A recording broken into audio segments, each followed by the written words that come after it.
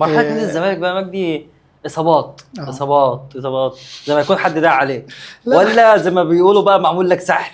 يعني انت صريح هتقول. هم الحاجتين. اه ان النادي الزمالك كان في الفتره دي كان الفرقه كلها يعتبر اتغيرت، كانوا جايبين 15 لعيب جداد. اه والله الموقف ده حصل قدامي. مم.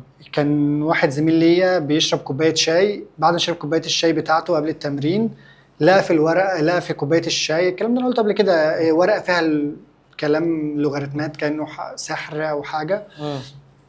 وتيجي هدومك مش موجوده، بعدها باسبوع تلاقيها موجوده وعلى نفس الكلام. مم. انا اللي كان بيحصل لي في نادي الزمالك ما كانش طبيعي. اه وعلى فكره مستشار مرتضى كان بيبقى عارف، وكان بيجيب لنا شيوخ يعني كان بيجيب لنا ناس متخصصه في الكلام ده انت كان معمول لك سحر يا في مجدي في النادي. في نادي الزمالك بامانه كده؟